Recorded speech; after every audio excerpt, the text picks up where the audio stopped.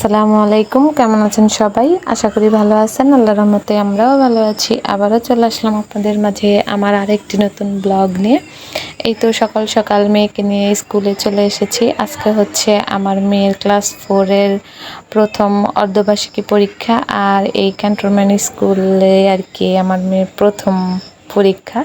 সবাই আমার মেয়ের জন্য দোয়া করবেন, আমার মেয়ে যেন ভালো মতো পরীক্ষা দিতে পারে। আর এই যে মেয়েকে ক্লাসে বসিয়ে দিয়ে আমি বাসার উদ্দেশ্যে রওনা হয়ে গেছি। এখন হচ্ছে বাসায় যাব, তারপর দুপুরে রান্না বান্না করব, পাশাপাশি রাফামণিকেও ফ্রেশ করব, খাওয়াবো। তারপর আবারও মেয়েকে নিতে আসব।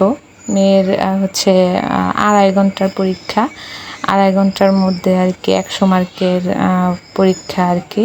আজকে হচ্ছে হুমায়রার বাংলা পরীক্ষা, আর ও সাথে করে গাইডটা নিয়ে গেছিলো। আমি এখন সাথে করে আবার নিয়ে আসছি। এখন হচ্ছে এই যে বাসায় যাচ্ছি। বাসায় গিয়ে আর কি এই 2.5 ঘন্টার ভিতরে আমাকে সম্পূর্ণ কাজগুলো করতে হবে। বাসায় এসে যে রান্নাবান্না আমি বসাই দিছি। আজকে হচ্ছে আলু বেগুন দিয়ে আর কি রুই মাছের তরকারি রান্না করব। আর গতকাল রাত্রে আমি গরুর বুড়ি রান্না করেছি, ওগুলাই আর কি গরম করব। শর্টকাটের ভিতরে আর কি আজকে আমি রান্না করে নিচ্ছি, কারণ মেয়েকে আবার আনতে যেতে হবে। এর পাশাপাশি যে সকালে যাওয়ার আগে স্কুলে কাপড় ভিজায় রেখে গেছিলাম, ওগুলাই আর কি এখন ধুবো। তারপর হচ্ছে রাফামণিকে গোসল করাবো, আবার রাফামণিকে খাওয়াবো, ঘুম পাড়াবো।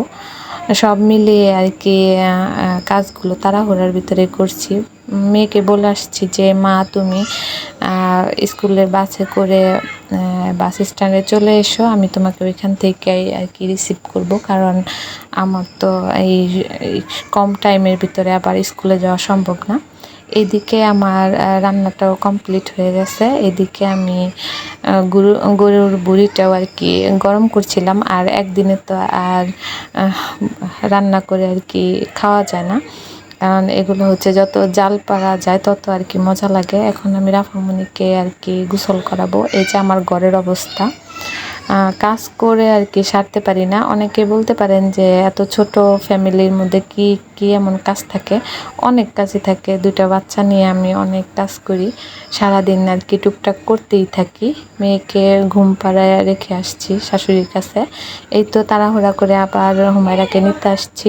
এমনিতে হুমায়রার ক্লাস হচ্ছে 10:30 থেকে 1:40 পর্যন্ত থাকে, কিন্তু পরীক্ষা 10:30 থেকে আর কি 1টা পর্যন্ত। এর ভিতরে আর কি কভার করতে হবে। আর এই যে মেয়ের আলহামদুলিল্লাহ পরীক্ষা শেষ। আর আজকের ব্লগটা কেমন লাগলো অবশ্যই কমেন্ট